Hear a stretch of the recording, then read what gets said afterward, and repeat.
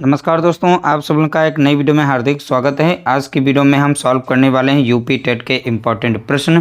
Practice set है 8। इसकी playlist बनी हुई है, जितने भी वीडियो बनाते हैं प्लेलिस्ट में हम ऐड कर देते हैं। ध्यान रखिएगा, जो भी श्रृंखला हमारी कंटिन्यू चल रही है इसमें मोस्ट इंपॉर्टेंट प्रश्न लिए जा रहे हैं जो कि यूपी टेट में पूछे जाएंगे और इसी तरह से यूपी टेट के एग्ज़ाम में प्रश्न आते भी हैं।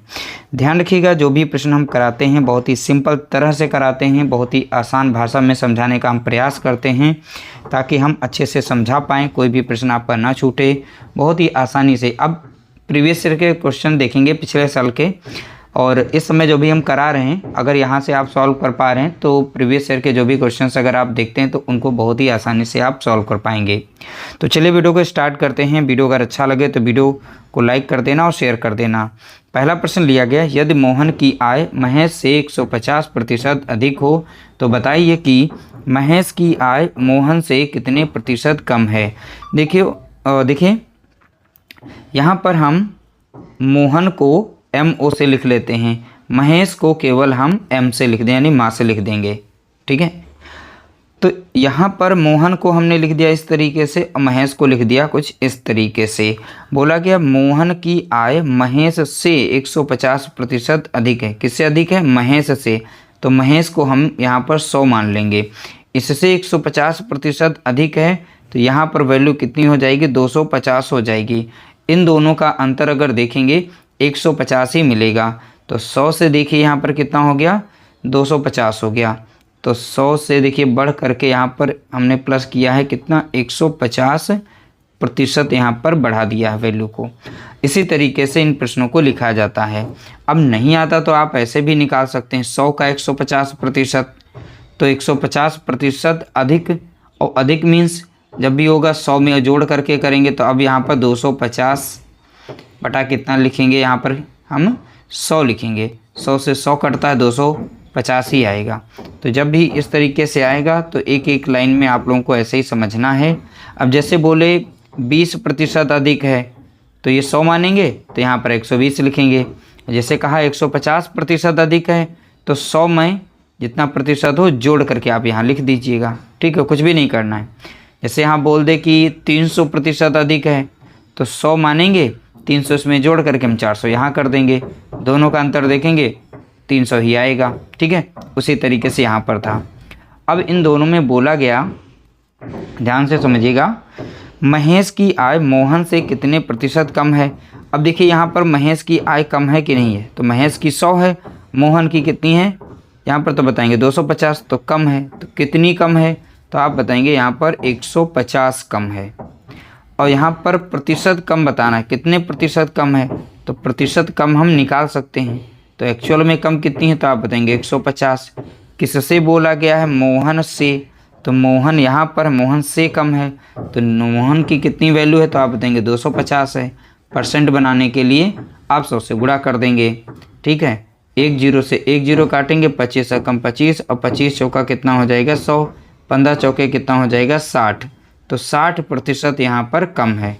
कितनी कम है? तो आप बताएंगे 60% कम है। तो राइट आंसर हमारा हो जाएगा ऑप्शन, यहाँ पर देखेंगे ऑप्शन बी राइट आंसर दिया गया है। अगला प्रश्न देखेंगे, क्वेश्चन नंबर 2। 36 व्यक्ति एक कार्य को 18 दिनों में करते हैं, उसी कार्य को 27 व्यक्ति कितने दिनों में करेंगे। यहाँ पर MDH का फार्मूला हम यहाँ पर लगाते हैं। ये शॉर्ट ट्रिक का फार्मूला कह सकते हैं, MDH मसाले के तरीके से 1 1 1। यहाँ पर M1 D2 और H2। देखिए M मीन्स होते हैं व्यक्ति, D मीन्स दिन, कितने दिन काम कर रहे हैं, H मीन्स आवर्स यानी घंटे में कितना काम करते हैं। इसी तरीके से यहाँ दूसरा डाटा है, व्यक्ति हैं, दिन है और घंटा।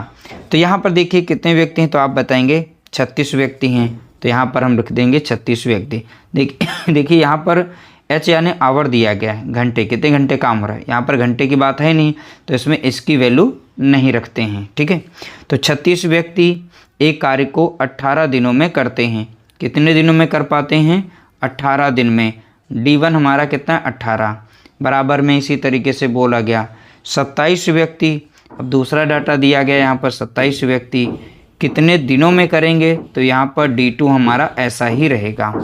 अब इसे डायरेक्ट हम सॉल्व कर सकते हैं। तो यहाँ गुणे में है तो इधर भाग में आएगा, तो डायरेक्ट चाहे तो यहीं से काट सकते हैं। जैसे 9 दूनी 18 और 9 तियाँ 27, 3 एकम 3 लग जाएगा, 3 एकम 3, 3 दूना 6, इन दोनों के बीच में गुणा है तो 12 दूनी कितना हो गया, तो आप बताएंगे 24 हो जाएगा। इस साइड में बचा था D2, यानी कितने दिन लगेंगे, तो आप बताएंगे 24 दिन का समय लगेगा। ऑप्शन डी हमारा यहाँ पर राइट आंसर दिया गया है। अगला प्रश्न देखेंगे, क्वेश्चन नंबर 3। एक व्यक्ति 10% हानि होती है, एक व्यक्ति को 10% की हानि होती है जब उसने माल 153 रुपये में बेचा। एक व्यक्ति है, उस माल को जब वो 153 रुपये में बेच रहा है तब उसे हानि हो रही है 10% की।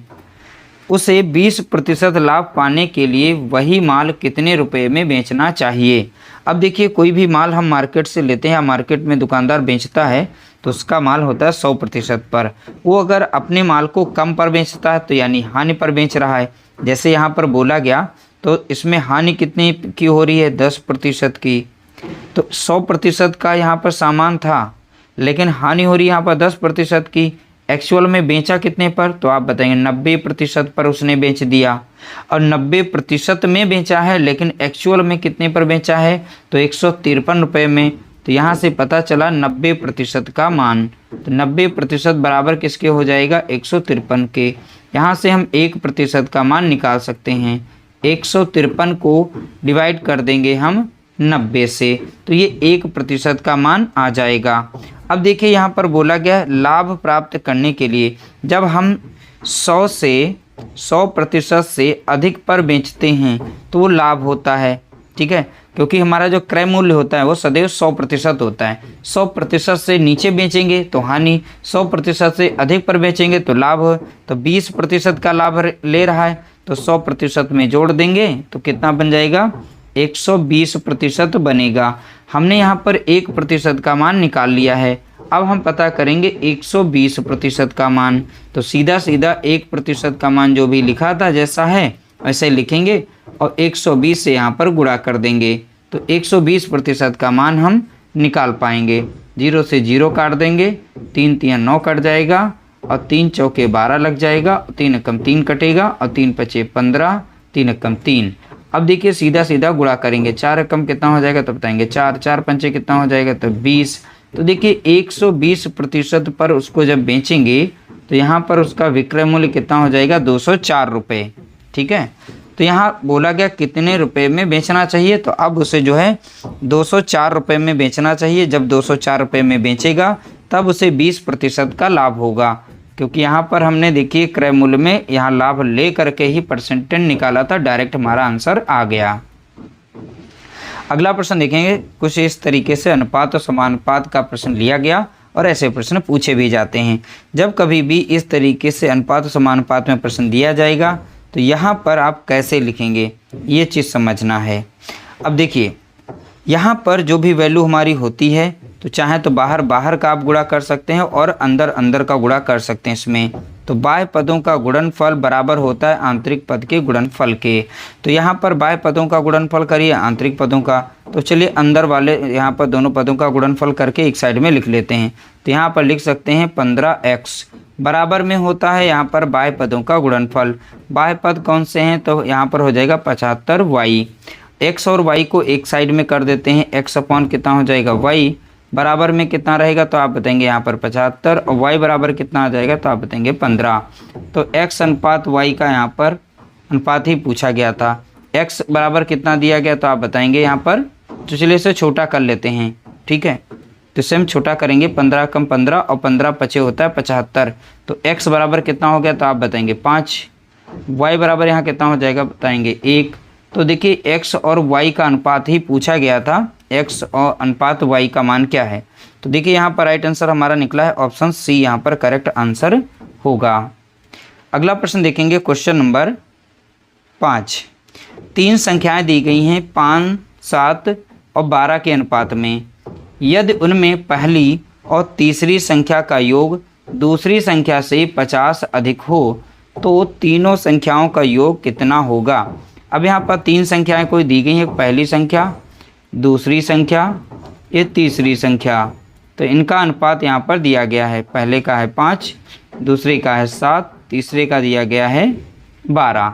तो बोला गया है यहाँ यदि उनमें पहली और तीसरी संख्या का, तो पहली और तीसरी, तो पहली और तीसरी संख्या का योग, तो पहली और तीसरी को जोड़ेंगे तो कितना, पहली मिल जाएगी यहाँ पर यूनिट में कितना 5 और तीसरी मिल जाएगी कितना 12। इन दोनों को अगर जोड़ेंगे तो कितना मिल जाएगा यहाँ पर, तो आप बताएंगे 17 मिल जाएगा। कितना मिलेगा 17। दूसरी संख्या से 50 अधिक है और दूसरी संख्या हमारी, तो दूसरी संख्या यहाँ पर है कितनी, तो दूसरी संख्या बराबर कितनी है 7। ठीक है, तो यहाँ पर सीधा सीधा बोला गया था इनका योग, तो इन दोनों को हमने जोड़ा तो कितना मिला 17। कितना मिल गया यहाँ पर 17। दूसरी संख्या से 50 अधिक है, तो देखिए यहाँ पर ये दूसरी संख्या कितनी 7, और इन दोनों के बीच 7 से 17 कैसे बना, तो अधिक है ना, यहाँ पर कितना अधिक है, तो आप बताएंगे प्लस यहाँ पर 10 अधिक है। कितनी अधिक है, ये 10 अधिक है। तो देखिए पहली और तीसरी संख्या का योग दूसरी से 50 अधिक है बोला गया, 50 अधिक है। हमने यूनिट में देखा कितनी है, तो पहली और तीसरी को जोड़ा 17 मिला, तो दूसरी है 7 और 7 से 17 है, तो कितनी अधिक है, तो बताएंगे 10। तो ये 10 यूनिट जो है बराबर किसके है, 50 के, क्योंकि एक्चुअल में बताया गया अधिक कितनी है 50 और यूनिट में कितना अधिक है, तो आप बताएंगे 10। तो एक यूनिट बराबर कितना हो जाएगा, 10 से 50 को भाग देंगे, 10 पंजे 50। तो इस तरीके से यहाँ एक यूनिट का मान कितना आ जाएगा, 5 आ जाएगा। तो तीनों संख्याओं का योग क्या है, अब तीनों संख्याओं को जोड़ लेते हैं। एक यूनिट का मान 5 है तीनों संख्याओं को, तो यहाँ 12 और 7 19, 19 4 कितना हो गया 24। तो 24 यूनिट का मान क्या हो जाएगा, तो 5 गुणा कितना कर देंगे 24 कर देंगे, तो 24 पंजे कितना हो जाएगा, तो आप बताएंगे यहाँ पर 120। तो सभी संख्याओं का योग कितना है, तो आप बताएंगे 120। देखिए ऑप्शन यहाँ पर भी राइट आंसर दिया गया है। तो बहुत ही सिंपल से क्वेश्चन है, बशर्ते समझने की ज़रूरत है। ऐसे ही प्रश्न बार बार पूछे जाते हैं। अगला प्रश्न दिया गया क्वेश्चन नंबर देखेंगे 6। ए बी से 2 वर्ष बड़ा है। बोला गया ए बी से 2 वर्ष बड़ा है। पहले लिखेंगे ए, लिखेंगे बी और सी। ए जो बी से 2 वर्ष बड़ा है, ए जो है बी से 2 वर्ष बड़ा है, ठीक है। जो सी की तुलना में दुगुनी आयु का है, जो सी की तुलना में दुगुनी आयु का है, तो सी को हम x मानते हैं। जो बी जो है, देखिए ए बी से 2 वर्ष बड़ा है, ए जो बी से 2 वर्ष बड़ा है, जो सी की तुलना में दुगुनी आयु का है। अब जो शब्द जो आता है सदैव ये बाद वाले के लिए आता है, बाद वाला यानी कि यहाँ पर जो बी है इसके लिए आता है, जो मीन्स होता है बाद के लिए, ठीक है। तो याद रखना बाद के लिए, इसी के सहारे आप प्रश्न को सॉल्व कर सकते हैं। जो सी की तुलना में दुगुनी आयु का है, यदि ए बी सी की आयु का योग 27 वर्ष हो तो बी की आयु क्या है। तो देखिए यहाँ पर ए जो है बी से 2 अधिक है। अब इसमें बोला जो सी से दुगुना है, 2 गुना है। अब देखिए जो बी है सी से 2 गुना यानी 2x होगा।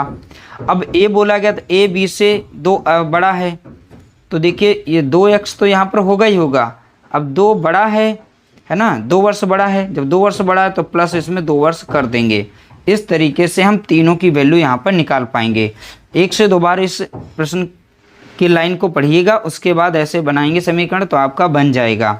अब तीनों की आयु को जोड़ेंगे तो यहाँ से हमारा रहेगा कितना 2x प्लस 2, अब प्लस में कितना रहेगा 2x, अब प्लस में रहेगा कितना यहाँ पर x, बराबर में दे रखा तीनों की आयु का योग कितना 27, यहाँ लिख देंगे 27।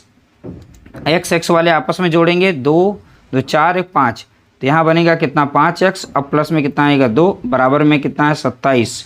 2 इधर माइनस हो जाएगा तो यहाँ पर बचेगा कितना 5x, अब 2 माइनस हो गया तो बचा कितना यहाँ पर 25, अब 5 एकम 5 कटेगा, 5 25 कटेगा, तो x बराबर कितना आ जाएगा, तो आप बताएंगे 5, ठीक है। अब b की यहाँ पर आयु पूछी है, तो देखिए b कितना है, तो b बराबर कितना दे रखा है, तो सीधा सीधा बताएंगे 2x दे रखा है, 2 का मान 2 तो ऐसे रहेगा, x का मान कितना है 5, तो 5 दूना कितना हो जाएगा 10, तो b बराबर कितना हो गया, तो आप बताएंगे 10 वर्ष, ठीक है। तो b बराबर कितना हो गया 10 वर्ष, यानी ऑप्शन हमारा बी राइट आंसर यहाँ पर दिया गया है। अगला प्रश्न देखेंगे क्वेश्चन नंबर 7। देखिए 2 संख्याएं 3:5 के अनुपात में हैं तथा उनका लासा 225 है, उनमें छोटी संख्या क्या है। अब देखिए छोटी संख्या हमें बतानी है, यहाँ पर दो संख्याएं दे रखी हैं। अब दो संख्या अनुपात में हैं, तो पहली संख्या a और दूसरी संख्या है b। इन दोनों का अनुपात यहाँ पर दिया गया है 3:5। अब देखिए यहाँ पर मासा जो है कुछ भी नहीं है और लासा दे रखा है, ठीक है। तो लासा कितना दे रखा है, तो आप बताएंगे 225 दे रखा है। जब मासा कुछ भी नहीं तो मासा को हम x मान लेते हैं। अब मासा अगर अनुपात में हम गुणा कर दें वो वास्तविक संख्या बन जाती हैं, तो मासा से हम गुणा कर देंगे 3x हो गया, यहाँ पर 5x। अब हमारी पहली संख्या 3x बन गई, दूसरी संख्या हमारी 5x। जिसका अनुपात कम होता है तो वो छोटी संख्या होती है, जिसका अनुपात बड़ा होता है वो बड़ी संख्या हो गई। तो यहाँ पर ये बन गई बड़ी संख्या और यह बन गई छोटी संख्या। बस इतना यहाँ पे समझ लेना है। अब यहाँ पर एक समीकरण छोटा सा बनता है, तो यानी पहली संख्या गुणे दूसरी संख्या बराबर में होता है लसा गुणे मासा के, ठीक है। तो पहली संख्या हमारी कौन सी यहाँ पर 3x गुणे दूसरी संख्या यानी हो गई 5x बराबर में होता है लसा गुणे मासा के। ये समीकरण होता है। बहुत बार प्रश्न लसा मासा से यूपी टेट में बहुत सारे प्रश्न पूछे जाते हैं।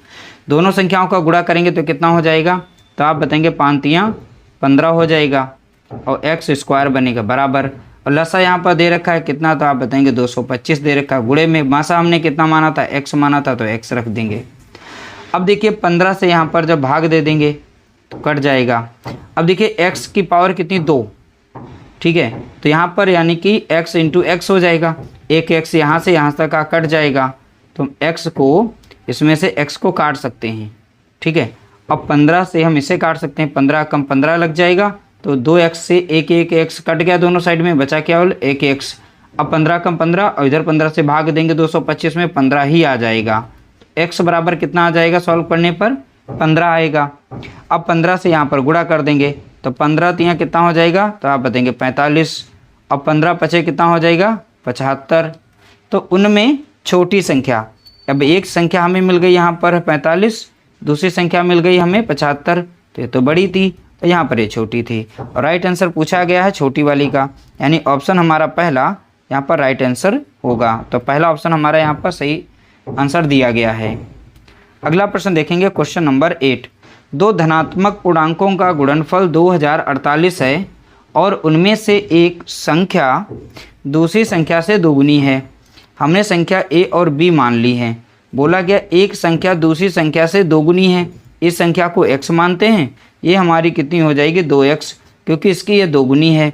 तो हमने इस तरीके से दो संख्याएं मानी, a और b संख्या मानी, उसमें पहली संख्या को x यहाँ पर हमने मान लिया, तो इसका जस्ट डबल ये दोगुनी हो गई दूसरी संख्या। तो बताइए उनमें से छोटी संख्या कौन सी है। जिसका अनुपात कम होगा वो छोटी होगी, लेकिन यहाँ तो हमें x का मान निकालना ही पड़ेगा, तो ये छोटी संख्या हो गई और ये वाली यहाँ पर बड़ी संख्या होगी, ठीक है। देखिए अब गुणनफल बोला है, दोनों संख्याओं का गुणनफल, तो यहाँ पर कितना लिखा जाएगा 2x × x बराबर में 2048 हो जाएगा।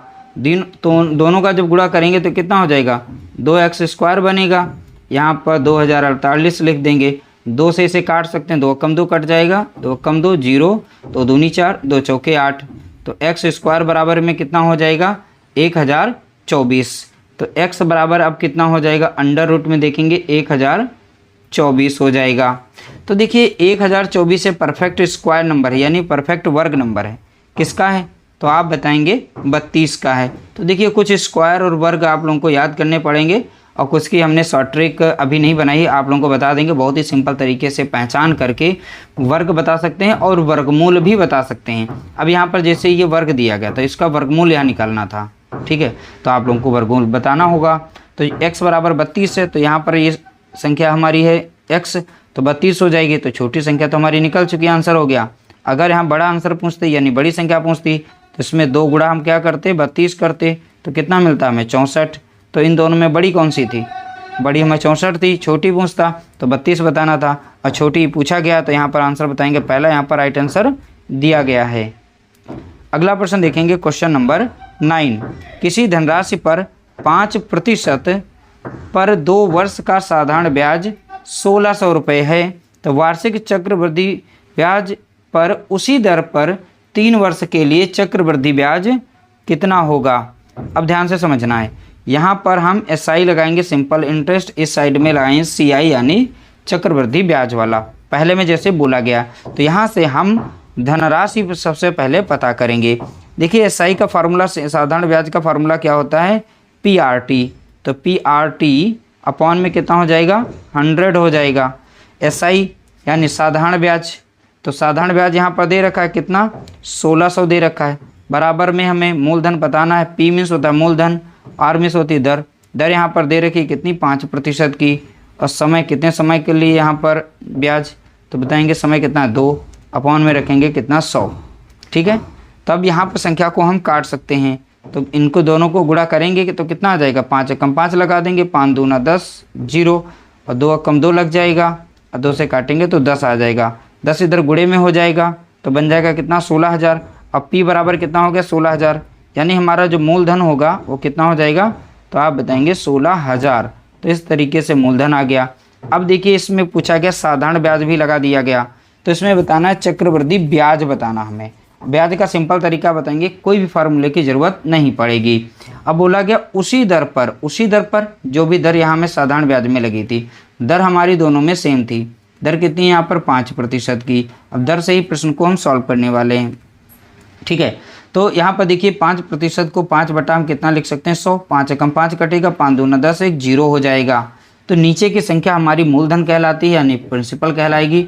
इस साइड की हमारी संख्या अमाउंट कहलाएगी। अब देखिए जो भी ब्याज मिलता है वो मूलधन में जुड़ता है, तो नीचे वाली वैल्यू हमारी मूलधन होगी, प्रिंसिपल जिसे कहते हैं। तो 20 हमारी यहाँ पर मूलधन हो जाएगी, और 1 यहाँ पर यूनिट है तो 20 में 1 जुड़ जाएगा। तो अब कितना हो जाएगा, 21, क्योंकि ब्याज को जोड़ा जाता है। ये 5% का ब्याज ही मिल रहा था, तो नीचे के मूलधन में हमने ब्याज को जोड़ा तो 21 बन गया। अब एक चीज़ ध्यान देनी है, यहाँ पर जितना समय दिया जाएगा, ये समय उतनी हम इसकी पावर बना देते हैं हमारी शॉर्ट ट्रिक में। तो यहाँ पावर कितनी, 3 बनाएंगे, इसमें भी पावर 3 बनाएंगे। लाइन खींचिएगा, अब इनका घन करिए। तो 20 का घन करेंगे तो कितना मिल जाएगा आपको, 8,000 यहाँ पर देखने को मिलेगा। 21 का घन करेंगे तो कितना मिल जाएगा आप लोगों को, 9,261 देखने को मिलेगा। कितना मिल जाएगा, 9,261 घन मिलेगा। अब याद भी कैसे करेंगे, 21 का स्क्वायर या वर्ग आता ही होगा, करेंगे तो 441 मिलेगा, और 21 से आप गुणा कर लीजिएगा, छोटा हो जाएगा, आराम से आप ये निकाल लेंगे। ठीक है, तो आसानी से आप ऐसे भी कर सकते हैं। देखिए यहाँ पर ये हमारा है मूलधन, स्टार्टिंग होता है प्रिंसिपल मीन्स मूलधन, अमाउंट मीन्स होता है मिश्र धन। इन दोनों के बीच में देखेंगे यहाँ पर मिला है हमें ब्याज। 8,000 मूलधन हमारा था, लेकिन 3 साल में 9,261 हो रहा है, तो बढ़ कितना रहा, इन दोनों का अंतर निकालेंगे तो मिलेगा 1,261 देखने को मिलेगा। ये यहाँ पर हमारा दिया गया है ब्याज। क्या दिया है, ब्याज दिया है। ठीक है, अब देखिए एक्चुअल में इसके पास मूलधन था कितना, तो आप बताएंगे 16,000। ठीक है, कितना था, 16,000 जो भी हमने निकाला है। तो 8,000 यूनिट में है, तो 8,000 से ये 16,000 कैसे बना, बस इतना ध्यान देना है। कितने गुना दिखाई पड़ रहा है, 8,000 से 16,000 बन रहा है तो 2 गुना दिखाई पड़ रहा है। ठीक है, तो यहाँ पर 2 गुना दिख रहा है। तो यहाँ पर जब 2 गुना है तो हमारा भैया ब्याज जो है यूनिट में दिया, यह भी 2 गुना हो जाएगा। अब 2 से गुणा कर दें, एक्चुअल में मान आ जाएगा, 2 कम 2 हो जाएगा, 2 छंग 12 के 2 हो जाएगा, बचेगा 1, 2 दूनी 4, 1 कितना हो गया 5, और 2 कम कितना हो जाएगा 2। तो देख सकते हैं यहाँ पर हमारा जो ब्याज है तो सीधा सीधा ये निकल चुका है। तो कुछ लोग इसको टिक करेंगे, तो ऐसा नहीं करना है, ऑप्शन नहीं दिया है ये तो हमने यूनिट में निकाला था। तो ये तरीका जो हम बता रहे हैं, तो इसी तरीके से सॉल्व करेंगे, बिना फार्मूले के आप बहुत ही आसानी से प्रश्न को सॉल्व कर सकते हैं। ये थोड़ा सा लंबा लग गया, और ये ऐसा ही प्रश्न पूछा गया था, PYQ प्रश्न है, और बहुत ही सिंपल सा है, यानी कि हमें साधारण ब्याज को भी यहाँ पे लगाना था, और उसके बाद यहाँ पर चक्रवृद्धि ब्याज को भी लगाना था, तब जाके हमारा आंसर यहाँ पर निकलता। देखिए यहाँ पर राइट आंसर था इसमें 25-22 यानी ऑप्शन बी हमारा यहाँ पर करेक्ट आंसर दिया गया है। अगला प्रश्न देखेंगे, क्वेश्चन नंबर 10। देखिए कभी कभी इस तरीके से व्यंजक भी धर दिए जाते हैं और आपको यहाँ पर सॉल्व करना होता है। कभी भी इस तरीके से व्यंजक दिया जाए, स्क्वायर लगा हो, अगर दोनों वैल्यू प्लस प्लस में दी जाएं, जैसे यहाँ पर पहला डाटा प्लस में दिया गया, यहाँ पर भी प्लस में दिया गया, तब ध्यान देना है, तब माइनस वैल्यू लगानी है। अब कैसे लगानी है, देखिए बेसिक तरीके से भी समझा देंगे और इसका शॉर्ट ट्रिक मेथड जो है वो भी समझा देंगे। इस तरीके से लिखने के बाद ए स्क्वायर इसमें कर देना, ये माइनस वाला यहाँ लगाना, 2 को माइनस, ये शॉर्ट ट्रिक मेथड कहती है। बस 2 सेकंड का आंसर जो है निकलेगा। ए हमारा मान क्या होता है, ए हमारा यहाँ पर जो भी पहला डाटा दिया जाता है ए होता है। ए बराबर है √3, तो यहाँ पर हम √3 रखेंगे और इनका करेंगे यहाँ पर स्क्वायर, ठीक है, माइनस करेंगे हम 2 को बस। अब देखिए जो भी अंडर रूट में होता है, जैसे अंडर रूट यहाँ पे 3 गुणा करेंगे √3, तो इसको जब सॉल्व करते हैं तो हमें केवल 3 ही मिलता है। जो भी संख्या अंदर होती है वही हमारा मान होता है, तो इसके स्थान पर हम 3 ही रखेंगे। स्क्वायर हमारा खत्म हो गया। स्क्वायर में 2 बार गुणा करेंगे तो हमको वो संख्या स्वयं ही मिलेगी। माइनस करेंगे 2 को, तो 3 से 2 गया, बचा कितना, 1। तो आंसर देख सकते हैं बहुत ही आसानी से हमारा आ गया। ऑप्शन हमारा यहाँ पर भी राइट आंसर होगा। चलिए यहाँ पर जो सिंपल सा जो बेसिक तरीका होता है उस मेथड से भी सॉल्व करा देते हैं। जैसे यहाँ पर x + 1/x बराबर में अंडर रूट यहाँ पे 3 दिया गया है, तो अब क्या करेंगे, दोनों साइड में करेंगे स्क्वायरिंग। तो यहाँ पर भी करेंगे स्क्वायरिंग और इस साइड में भी करेंगे स्क्वायरिंग।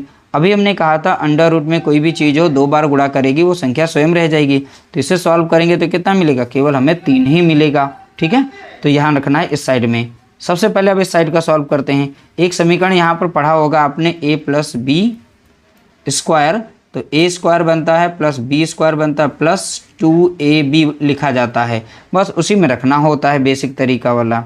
ठीक है, तो यहाँ पर बनेगा x² + 1/x² plus 2 × x × 1/x, यानी पहला हमारा a हुआ, दूसरा यहाँ पर b हुआ। जैसे यहाँ a और b, और फिर इस फॉर्मेट में रखेंगे ऐसा आ जाएगा। उसके बाद ये x से x कटेगा। बराबर में क्या दे रखा था, √3⁻²। तो गुणा यहाँ पर सॉल्व होके क्या बनेगा तो बताएंगे 3। x से x कट जाएगा तो यहाँ पर क्या बचेगा, x² + 1/x², और प्लस में रहेगा 2। बराबर में कितना, यहाँ पर 3 दे रखा है, तो x² + 1/x बराबर में, ये प्लस में तो इधर आएगा माइनस में, तो 3 से 2 माइनस हो जाएगा, बचेगा कितना, 1। तो देख सकते हैं यहाँ पर इसका मान जो था यहाँ पर 1 ही आया। तो इतना कौन करेगा, कोई नहीं करेगा इतना मेथड। तो यहाँ पर शॉर्ट ट्रिक वाला मेथड जो बताया जाता है इतना ध्यान देना है। अगर यहाँ प्लस था या माइनस होता तब क्या करते, तब आप यहाँ पर प्लस का रखते। कैसा साइन रखते, प्लस का रख देते बस। तो इसकी जगह पर प्लस रख देते, आंसर आ जाता। ठीक है, तो दोनों जगह प्लस है तो आप माइनस लगाएंगे। ठीक, बस इतना ध्यान देना। इस तरह से हमने टॉप 10 प्रश्नों को यहाँ पे सॉल्व करा दिया है। उम्मीद करते हैं वीडियो आप लोगों को पसंद आई होगी। वीडियो पसंद आई तो प्लीज़ वीडियो को लाइक करना, शेयर करना।